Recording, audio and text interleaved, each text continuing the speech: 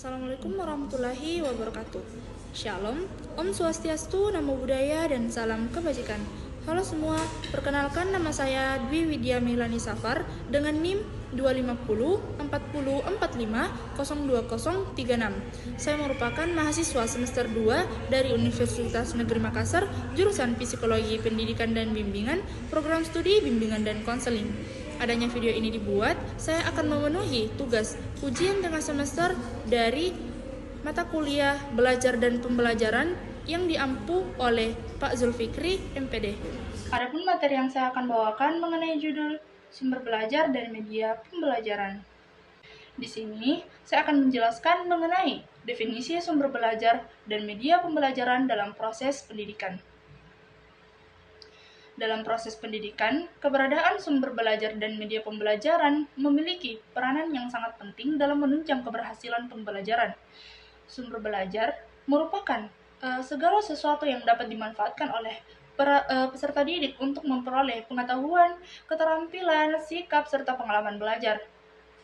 Sumber belajar tidak hanya terbatas pada buku teks, tetapi juga mencakup berbagai unsur lain seperti guru, lingkungan, teknologi, maupun pengalaman yang langsung dialami oleh peserta didik. Nah, selain itu, sumber belajar juga dapat dibedakan menjadi dua jenis, yaitu sumber belajar yang dirancang secara khusus untuk kepentingan pembelajaran seperti modul, buku ajar, dan media digital, serta sumber belajar yang dimanfaatkan dari lingkungan sekitar seperti internet, lingkungan sosial, dan peristiwa yang sedang terjadi dalam kehidupan sehari-hari. Nah, di sisi lain, media pembelajaran merupakan alat atau sarana yang digunakan untuk menyampaikan pesan atau materi pembelajaran dari pendidik kepada peserta didik. Nah, media pembelajaran berfungsi sebagai perantara yang membantu memperjelas, menyampaikan materi agar lebih mudah dipahami oleh peserta didik. Media pembelajaran dapat meningkatkan efektivitas dan efisiensi proses belajar mengajar, serta mampu menarik perhatian dan minat belajar siswa. Media pembelajaran dapat berupa media visual, audio visual, maupun media berbasis teknologi digital seperti video pembelajaran, presentasi, PowerPoint, dan aplikasi pembelajaran yang interaktif. Selanjutnya, di sini saya akan membahas mengenai jenis-jenis sumber belajar dan media pembelajaran yang digunakan dalam kegiatan belajar mengajar. Nah, sumber belajar dapat dibedakan menjadi beberapa jenis, yaitu sumber belajar cetak seperti buku dan modul, sumber belajar digital seperti e-book atau internet, sumber belajar lingkungan, sumber belajar manusia seperti guru, serta sumber belajar berbasis multimedia. Nah, sementara itu, media pembelajaran terdiri dari media visual, audio visual, serta media berbasis teknologi digital seperti aplikasi pembelajaran dan platform daring. Keberagaman ini memungkinkan pembelajaran menjadi lebih variatif dan menarik. Ini saya akan membahas mengenai peran sumber belajar dan media pembelajaran dalam meningkatkan efektivitas pembelajaran. Dalam proses pendidikan, keberhasilan pembelajaran tidak hanya ditentukan oleh kualitas pengajaran dari pendidik, tetapi juga dipengaruhi oleh penggunaan berbagai perangkat pendukung dalam kegiatan belajar. Nah, perangkat tersebut meliputi bahan ajar, media pembelajaran, dan sumber belajar. Ketiga komponen ini memiliki peran yang sangat penting dalam membantu peserta didik memahami materi secara optimal selama proses pembelajaran berlangsung. Nah, bahan ajar berfungsi sebagai acuan utama dalam pembelajaran karena memuat informasi materi yang disusun sesuai dengan kurikulum yang berlaku. Bahan ajar dapat berupa modul, buku teks, maupun panduan pembelajaran. Kesesuaian dan kualitas bahan ajar sangat berpengaruh terhadap tingkat pemahaman peserta didik serta hasil belajar yang dicapai. Di sisi lain, sumber belajar mencakup segala sesuatu yang dapat dijadikan rujukan dalam memahami materi pembelajaran. Sumber belajar dapat berupa artikel ilmiah, jurnal, situs web, dan berbagai referensi lainnya yang umumnya memiliki cakupan materi yang lebih luas dibandingkan bahan ajar. Nah, untuk kesimpulannya, sumber belajar dan media pembelajaran merupakan komponen penting dalam proses pendidikan yang saling berkaitan dan tidak dapat dipisahkan. Sumber belajar mencakup segala sesuatu yang dapat digunakan peserta didik untuk memperoleh pengetahuan, sedangkan media pembelajaran berfungsi sebagai alat untuk menyampaikan materi agar lebih mudah dipahami. Nah, pemanfaatan sumber belajar dan media pembelajaran secara tepat dapat meningkatkan efektivitas pembelajaran, mempermudah pemahaman materi, serta menciptakan suasana belajar yang lebih menarik dan interaktif.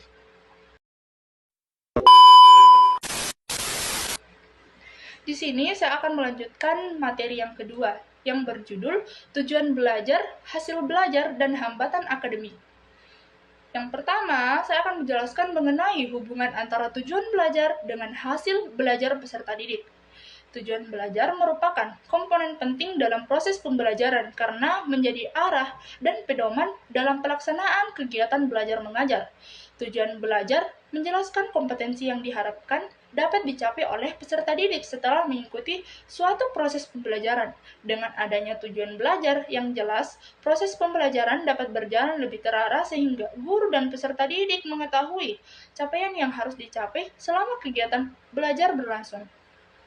Tujuan pembelajaran merupakan pernyataan mengenai perubahan perilaku atau kompetensi yang diharapkan dapat dicapai oleh peserta didik setelah mengikuti proses pembelajaran. Belajar juga memiliki peran penting dalam perencanaan pembelajaran yang dilakukan oleh guru. Dalam merancang pembelajaran, guru perlu menyesuaikan materi, metode, serta media pembelajaran dengan tujuan yang ingin dicapai. Hubungan antara belajar dan hasil belajar peserta didik sangat erat karena hasil belajar merupakan indikator keberhasilan dalam mencapai tujuan pembelajaran yang telah ditetapkan. Hasil belajar biasanya ditunjukkan melalui perubahan kemampuan siswa yang meliputi aspek pengetahuan, sikap, dan keterampilan setelah mengikuti kegiatan pembelajaran. Nah, faktor yang memengaruhi hasil belajar peserta didik. Hasil belajar peserta didik merupakan indikator keberhasilan proses pendidikan yang mencerminkan sejauh mana tujuan pembelajaran telah tercapai. Dalam konteks pendidikan, hasil belajar tidak hanya berupa nilai akademik, tetapi juga mencakup perubahan pada aspek kognitif, afektif, dan psikomotorik siswa. Proses pencapaian hasil belajar dipengaruhi oleh berbagai faktor yang saling berkaitan dengan dan bekerja secara simultan. Oleh karena itu, analisis terhadap faktor-faktor yang memengaruhi hasil belajar menjadi penting agar pendidik dapat merancang strategi pembelajaran yang lebih efektif dan sesuai dengan kebutuhan peserta didik. Yang pertama yaitu faktor internal. Faktor internal merupakan kondisi yang melekat pada diri peserta didik dan berpengaruh langsung terhadap kesiapan serta kemampuan siswa dalam mengikuti proses pembelajaran. Faktor ini menentukan bagaimana siswa menerima informasi, mengelola pengetahuan, serta mempertahankan hasil belajar dalam jangka panjang.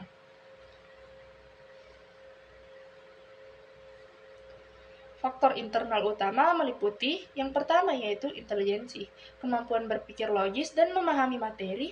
Yang kedua yaitu motivasi belajar, dorongan untuk aktif mengikuti proses belajar. Yang ketiga yaitu kepercayaan diri, keyakinan diri untuk memengaruhi keterlibatan belajar. Yang keempat yaitu minat belajar, keterkaitan pada materi yang mendorong fokus dan konsisten. Dan yang terakhir yaitu kesehatan mental dan emosional, kondisi psikologis yang stabil membantu konsentrasi dan daya ingat. Yang kedua yaitu faktor eksternal. Faktor eksternal adalah faktor yang berasal dari lingkungan sekitar peserta didik dan berfungsi sebagai pendukung maupun penghambat proses pembelajaran. Lingkungan yang kondusif akan memperkuat motivasi dan semangat belajar siswa, sedangkan lingkungan yang kurang mendukung dapat menurunkan minat serta konsentrasi belajar. Fokus eksternal utama meliputi A. Dukungan keluarga, perhatian, dorongan, dan fasilitas dari orang tua, dan B. Lingkungan sekolah, suasana kelas, interaksi dengan guru dan teman yang kondusif, dan yang ketiga yaitu C. Kualitas pengajaran, metode, strategi, dan kemampuan guru dalam menyampaikan materi, dan yang D. Kondisi sosial ekonomi memengaruhi akses siswa terhadap fasilitas dan sumber belajar, dan yang E. Ketersediaan sarana dan prasarana, buku, lingkungan belajar yang positif, hubungan yang harmonis antara guru dan siswa, serta tersedianya fasilitas pendidikan yang memadai akan memperbesar kemungkinan tercapainya hasil belajar yang baik. Dan yang C, peran bimbingan dan konseling dalam mengatasi hambatan akademik siswa. Hambatan akademik merupakan yang menyebabkan proses belajar tidak optimal dan pencapaian hasil belajar siswa di bawah standar yang diharapkan karena adanya berbagai kendala.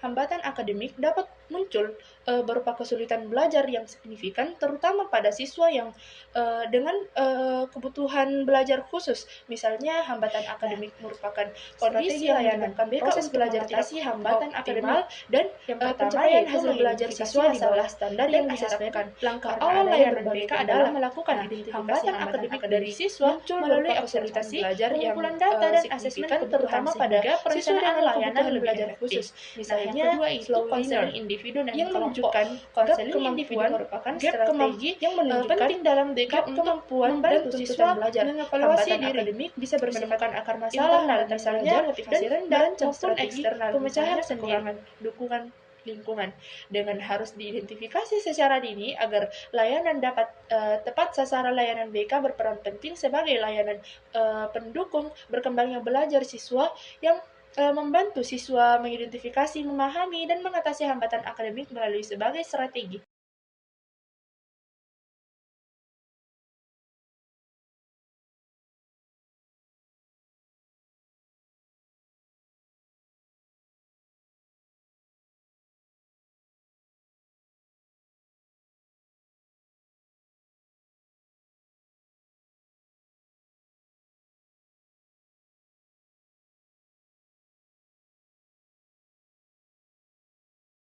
Yang ketiga yaitu kolaborasi dan alih tenaga kasus. Efektivitas BK meningkatkan melalui kolaborasi dengan wali kelas, guru mata pelajaran, dan orang tua sehingga dukungan belajar terjadi secara konsisten di sekolah dan rumah. Intervensi yang keempat yaitu intervensi pengaruh.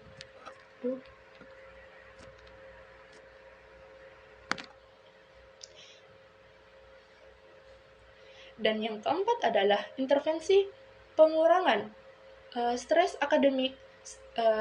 Stres akademik merupakan salah satu hambatan yang signifikan dan perlu ditangani melalui pendekatan konseling yang tepat, termasuk layanan konseling online.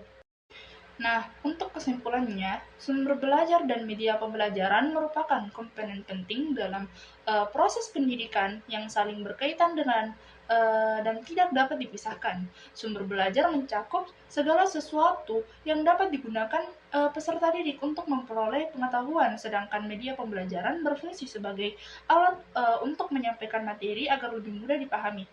Nah, pemanfaatan sumber belajar dan media pembelajaran secara tepat dapat meningkatkan efektivitas pembelajaran, mempermudah pemahaman materi, serta menciptakan suasana belajar yang lebih menarik dan interaktif. Itu saja yang dapat saya sampaikan. Mohon maaf jika terjadi kesalahan maupun kekurangan. Saya ucapkan terima kasih. Assalamualaikum warahmatullahi wabarakatuh.